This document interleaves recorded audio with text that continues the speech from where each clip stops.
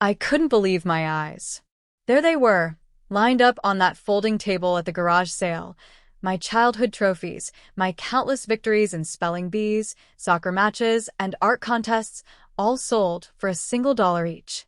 My hands shook, and my chest tightened as I stared at the yellowed ribbons dangling from their cheap bases.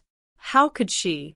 How could my mom, the one person I thought would cherish my memories, just toss them like old magazines? Every medal, every plaque, every hard-earned trophy that had once filled my room with pride and reminded me of every sleepless night, every practice, every ounce of effort, was now a bargain on a folding table for strangers to gawk at. And that's when it hit me. Enough. I wasn't going to let this slide. She needed to see the consequences of what she'd done. What would you do if your own mother sold your most cherished memories for $1? Would you scream, cry, or plot your revenge? Comment below and share your story. I want to hear how you'd react in my place. I'm Madison Harper. Growing up in Cedar Rapids, Iowa, I was a kid who wore my achievements like badges of honor. My bedroom shelves were stacked with trophies and ribbons from every school contest imaginable, spelling bees, soccer tournaments, even piano recitals. They were more than objects. They were symbols of my dedication. My mom, Diane Harper, was always a bit distracted, lost in her own world of garage sales and bargain hunting. She'd brag about her good deals to friends while I was quietly practicing for my next competition. I never thought she'd cross the line of basic decency until that Saturday morning. I had been running late for work and decided to swing by the garage sale down the street when I hadn't even known she was hosting. That's when I saw them. My trophies. My trophies, my little victories, each labeled with a sticky note. $1. A feeling of betrayal slammed into me harder than any soccer tackle ever had. I tried to convince myself I must be mistaken. Maybe these were old duplicates, I thought. But no, they were mine, and she knew it.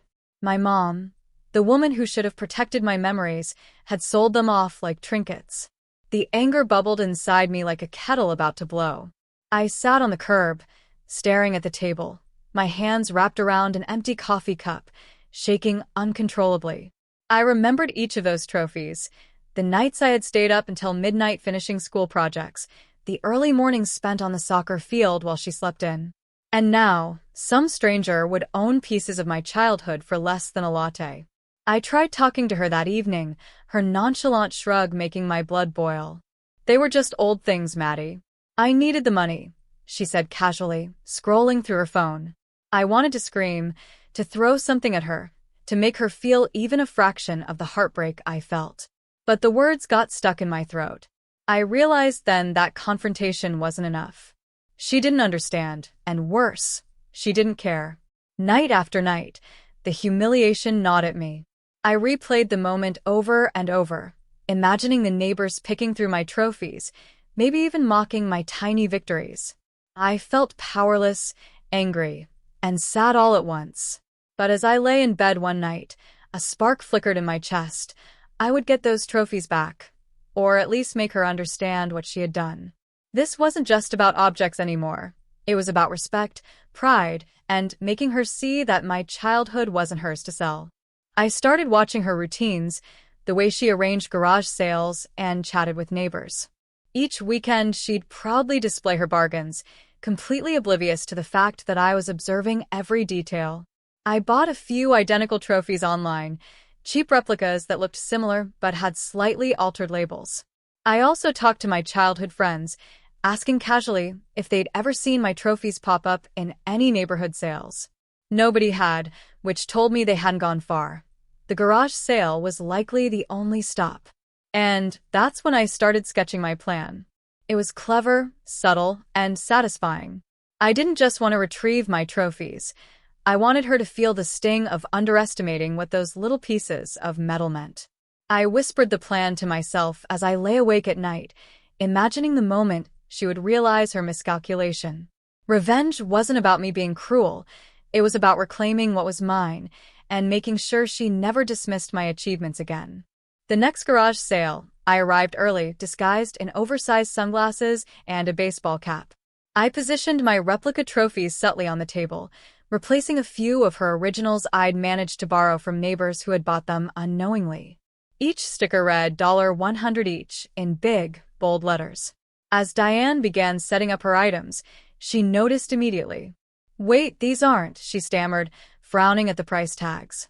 Neighbors, passing by, began asking questions. "Are these your old trophies?" one woman asked, pointing at the replica with the $100 tag. Diane's face went pale as she realized her oversight. She had literally undervalued my childhood memories. I watched from a short distance, heart pounding with both adrenaline and satisfaction. Her expressions shifted from confusion to panic as she tried to explain herself. "They were just old things," she muttered weakly. I smiled internally. She now understood the value, not just the monetary but the emotional weight, of what she had tossed aside so casually. It wasn't malicious, cruel revenge. It was poetic justice. Each replica sold, each remark from neighbors highlighting the worth she'd ignored, felt like a small triumph. And in that moment, I felt the anger and betrayal melt into empowerment. She hadn't broken me. I had turned her ignorance into a lesson she would never forget. Revenge, I realized, isn't always about hurting the other person. It's about reclaiming your dignity and asserting boundaries. I learned that allowing someone to dismiss your achievements unchecked only feeds their disregard. By standing up, even indirectly, I reminded my mom, and maybe even myself, that my worth isn't tied to her approval or her perception of value. It also taught me patience and subtlety. I could have lashed out, yelled, or stormed the sale. But that would have satisfied a momentary rage, not created lasting impact. Instead, I created a situation where the lesson was clear, public, and inescapable. And I learned the importance of memories. Trophies, ribbons, and medals are tangible symbols of effort, of growth, of who we are. Protecting those symbols isn't vanity, it's self-respect. Through this experience, I also understood that even flawed family members can inadvertently teach us about boundaries, resilience, and cleverness. Most importantly, I recognized that empowerment comes from reclaiming your story. I had been the protagonist of my childhood victories, and now, as an adult, I was the author of how those memories would be honored and remembered. Weeks later, life returned to a kind of normal. Diane was quieter during our conversations, occasionally glancing at me with a mix of guilt and newfound respect. I didn't gloat. I didn't need to. The lesson had been learned. I had reclaimed control over my memories and demonstrated that neglect has consequences. I rearranged my room, displaying the trophies I managed to recover and integrating new achievements. Each piece was a reminder of both my childhood victories and my adult resourcefulness. Friends who knew the story often laughed with me over the poetic justice, and even strangers at future garage sales recognized the cleverness of the plan. I also noticed a shift in our relationship. It wasn't perfect, and some old habits lingered, but the dynamic had changed. I felt stronger, more confident, and more in charge of my own narrative. No longer would I allow my past, my achievements, or my emotions to be casually dismissed. In the end, I discovered a deeper sense of self-reliance. The experience reminded me that while family can disappoint, we have the power to reclaim our dignity, memories, and joy. I was no longer a passive participant in my story. I was the one steering the course, armed with wisdom, pride, and a little poetic justice. Sometimes revenge isn't about hurting the other person. It's about finding yourself again, reclaiming what's rightfully yours, and asserting that your memories and efforts have value. My story isn't just about trophies. It's about self-respect, patience, and cleverness in the face of betrayal. If you've ever been undervalued or dismissed, I want to hear how you handled it. Would you have plotted a subtle revenge or confronted the person directly? Share your thoughts in the comments, and don't forget to subscribe for more stories of resilience, cleverness, and reclaiming what's ours. Sometimes, standing up, smartly and confidently, is the sweetest victory of all.